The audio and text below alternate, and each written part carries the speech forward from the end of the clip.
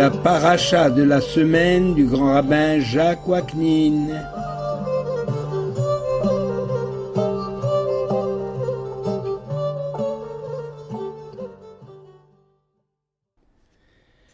Chers amis, bonjour.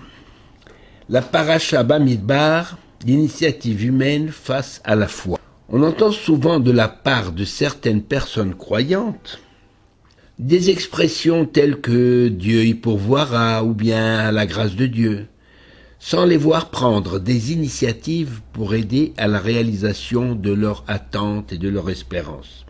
En effet, nous savons que tout est entre les mains des dieux, la vie, la mort, la santé, la subsistance. Alors pour quelle raison se faire des soucis?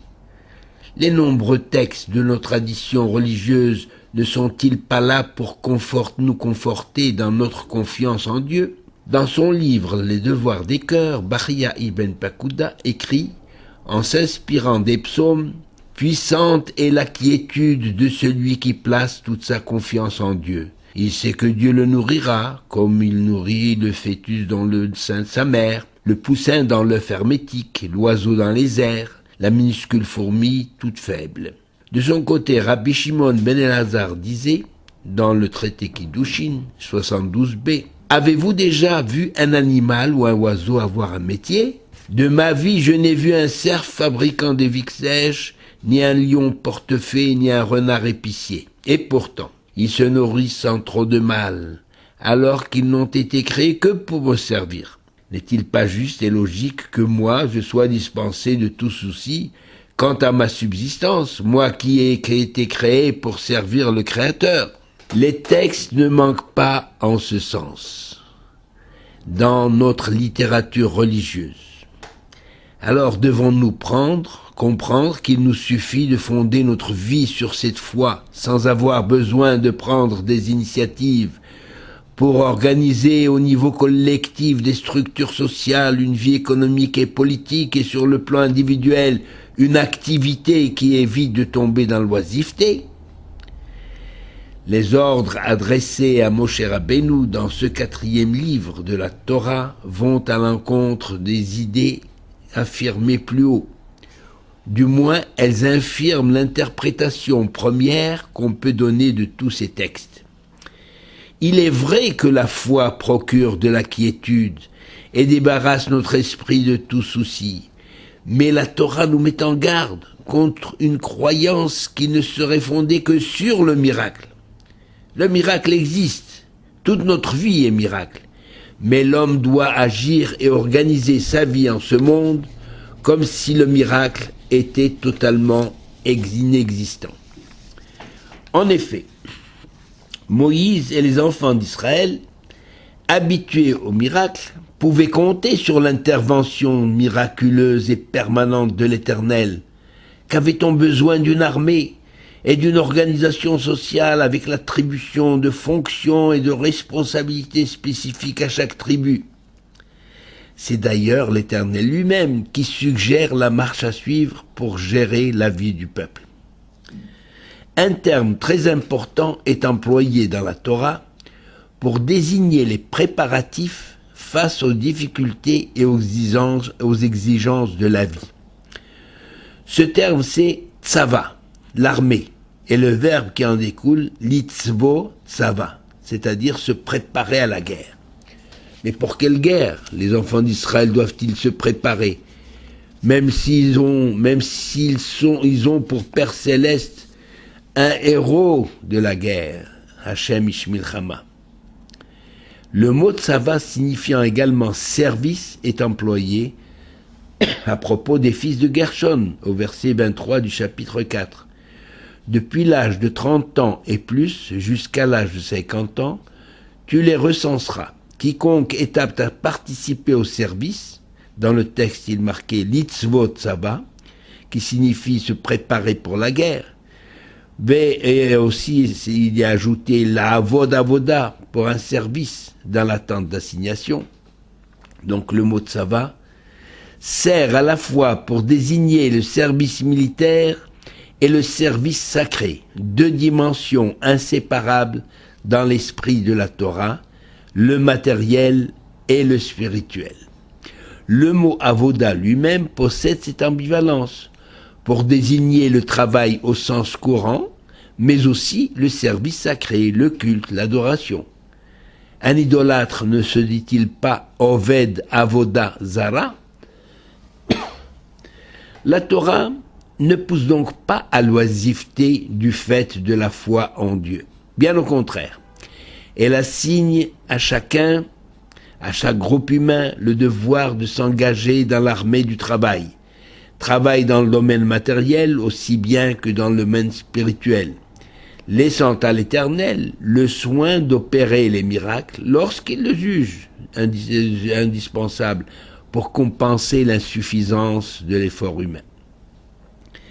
La Torah nous donne maints détails sur l'enrôlement des jeunes recrues, la durée du service militaire, du service sacré, leur disposition dans le camp, leur ordre de marche, l'organisation interne, la hiérarchie et bien d'autres détails. Tout d'abord, pourquoi faire une armée dans le désert? Pour se défendre contre quel ennemi? Et même s'il s'en présente le miracle déjà accompli par l'Éternel, ne suffit-il pas pour donner confiance à ce peuple qui n'a connu jusqu'ici que le goût amer de l'esclavage? Nous devons donc rappeler qu'Israël ne doit pas compter sur le miracle avant d'avoir entrepris tout ce qui est en ses possibilités pour surmonter tous les obstacles qui se dressent sur sa route. Il faut donc se préparer au combat et ne pas attendre de se trouver devant le fait accompli, comme ce sera le cas de la bataille contre Amalek. Aucun motif d'attaquer Israël dans le désert, alors qu'Israël ne menace personne et se trouve loin de toute frontière. En vérité, Israël doit se préparer pour la conquête de la terre promise, qui nécessite une organisation d'une armée et une longue préparation, malgré la profonde foi qui anime Moïse et sa génération. Nous sommes frappés tout d'abord par le caractère unique de cette armée, une innovation impensable dans l'Antiquité. Les armées d'alors n'étaient composées que de mercenaires, sans foi ni loi, ou alors d'une force militaire s'appuyant sur un petit groupe sélectionné, alors que l'armée d'Israël englobe tous les citoyens, tous les membres valides du peuple âgés de 21 ans et plus, aptes au service militaire. L'armée d'Israël est donc la première armée populaire, le service militaire le même pour tous. Il est écrit en effet: « Faites le relevé de toute la communauté des fils d'Israël, selon leur famille et leur maison paternelle, par dénombrement nominal de tous les mâles, comptés par tête depuis l'âge de 20 ans et au-delà. Tous ceux d'Israël qui partent pour l'armée, vous ferez le compte selon leur légion. » C'est dans Nombre, premier chapitre, verset 2. Pardon. Que de détails pour un ordre qui pouvait être formulé en quelques mots: recenser tous les hommes aptes pour le service militaire. Nous allons voir que toutes ces précisions correspondent à des enseignements portant sur la valeur et la dignité de l'homme au sein de la communauté d'Israël, mais aussi sur les dispositions pour assurer l'ordre au moment de campement et lors des combats, afin que le peuple se conduise non pas comme une horde d'esclaves fuyant leur bourreau, mais comme un peuple responsable et discipliné, un peuple moral. Où il ne fallait pas qu'ils se conduisent comme des sauvages assoiffés de sang. La Torah ne nie pas l'existence de la guerre. En dehors de la guerre, mitzvah ordonnée par l'Éternel et dont l'application était limitée dans le temps, toutes les guerres par la suite devaient tenir compte de certaines règles que l'on retrouve au chapitre 20 du Deutéronome. Par exemple, à l'approche du combat, le Kohen s'avancera et parlera au peuple pour dispenser du combat tous ceux qui sont fragilisés psychologiquement en raison de leur situation particulière. celui qui a bâti une maison et ne s'y est pas installé, celui qui a fiancé une femme et ne l'a point encore prise, celui qui a peur et manque de courage. Tous ces hommes s'en retourneront chez eux. Alors, ne craignait-on pas que tout le monde déserte le champ de bataille? On est donc obligé de constater que les soldats d'Israël avaient une haute conscience de leurs responsabilités. De même, il est écrit, quand tu t'approcheras d'une ville pour l'attaquer, tu leur offriras la paix. Donc il faut d'abord essayer de ne pas faire la guerre. Ou encore, si tu fais un long siège pour t'emparer d'une ville avec laquelle tu es en guerre, tu ne détruiras point les arbres en y portant la hache. Tu t'en nourriras et tu ne te les abattras point, car l'arbre des champs est-il un homme pour être assiégé par toi? Ce sont là quelques exemples de moralité dans l'armée d'Israël. Tout d'abord, le texte insiste sur le fait que personne n'est repoussé et que chacun est accepté sans porter de jugement sur sa valeur personnelle. Rachi fait remarquer que chacun a produit des documents attestant sa généalogie et des témoins pour confirmer son ascendance, afin d'être enregistré dans sa tribu et non pas n'importe où. Cette assertion du Midrash signifie que chaque soldat n'était pas un simple matricule. Un autre Midrash d'ailleurs compare la situation à l'attitude de deux commerçants. L'un qui vend des pierres précieuses et l'autre des pierres d'imitation. Eh bien, le premier compte et recompte ces pierres avant de les ranger dans leur boîte parce que chacune d'elles a de la valeur, tandis que le second ne les compte même pas et les range en vrac. Il en est de même de l'Éternel, qui en toute occasion compte et recompte son peuple, chaque membre ayant pour lui une grande importance. Si l'on transpose ce phénomène dans l'actualité, c'est tout le peuple d'Israël qui se sent, par exemple, qui se sent atteint dans sa chair lorsqu'un seul soldat est tué, comme s'il s'agissait d'un membre proche de la famille. Autre détail aux implications importantes, l'emploi de l'expression « se'ou et rosh », lever la tête, pour dire recenser, faire le relevé. Alors on dit « se'ou », lever la tête. L'Éternel ne manque pas une occasion pour encourager les enfants d'Israël et leur rappeler qu'ils peuvent avoir la tête haute, car ils possèdent d'énormes possibilités dans tous les domaines, malgré leur petit nombre, même si le monde cherche à ignorer l'apport du peuple juif au progrès de l'humanité, et cela depuis son apparition sur la scène de l'histoire. Pendant des siècles, par exemple, on a caché aux chrétiens l'origine juive de leur religion, et aujourd'hui encore, les musulmans continuent de nier l'influence de la Bible dans la rédaction du Coran, dans lequel on retrouve bien des épisodes relatés dans la Bible bien des siècles avant. Si les Juifs se sont toujours faits petits, c'est certainement en raison de l'influence exercée par le mont Sinaï, symbole d'humilité, choisi par l'Éternel pour révéler son message aux humains. Et peut-être aussi de peur d'hériter les nations, qui profitent de leur puissance, la puissance de leur nombre, pour imposer leur vue avec arrogance. C'est pourquoi l'Éternel emploie l'expression « se'ou et rosh ». Il est des moments où il faut lever la tête, car le peuple juif a de quoi être fier. Le rabbin Jean Schwartz écrit à ce sujet dans son commentaire, dans le livre Une règle de vie. Les enfants d'Israël sont peu importants numériquement. Mais si on se met à les compter, ou si on se met à compter leurs têtes, on s'aperçoit combien ils sont proportionnellement si nombreux. Car le mot tête ne signifie pas seulement intelligence, elle est aussi le siège de la sagesse. Cette sagesse que procure le message divin dont Israël est le porteur et qui inspire son comportement dans la vie. Pour introduire son reportage sur Israël moderne, un journaliste déclare sur France 24 « Israël est à peine plus grand que les îles Fidji. Et pourtant, ce petit pays peut se prévaloir de compter une start-up pour 1500 habitants. C'est le plus haut ratio au monde.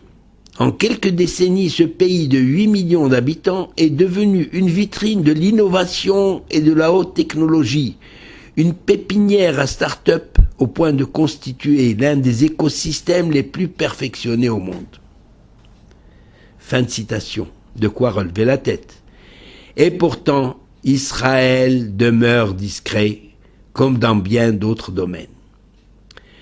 L'Éternel donne ordre à Moïse de ne pas recenser les Lévites parmi les enfants d'Israël et de les destiner au service du sanctuaire. Les Lévites camperont au centre du camp, donc, autour du sanctuaire. C'est écrit dans le Nombre, chapitre 1er, versets 48 à 54.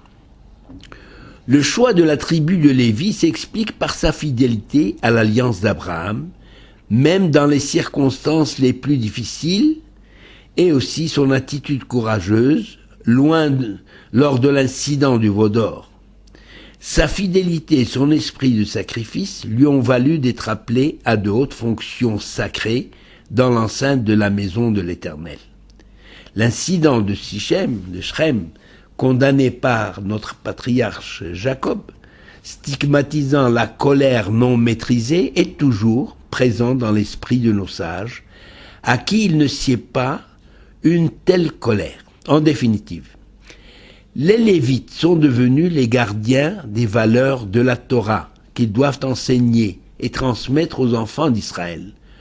Le rôle des Lévites et plus tard de ceux qui marchent sur leurs pas, c'est-à-dire les sages d'Israël, est au centre de la vie du peuple juif, d'où le remplacement autour du sanctuaire et symbole de leur centralité.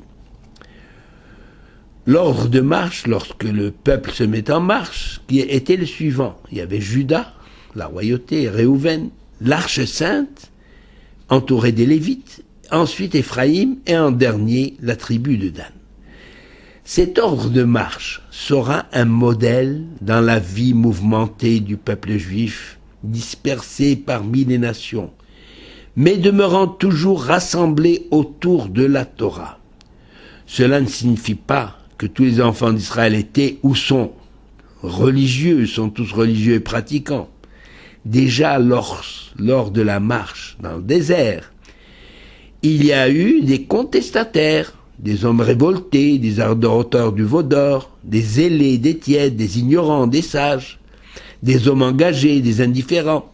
Il en sera toujours ainsi.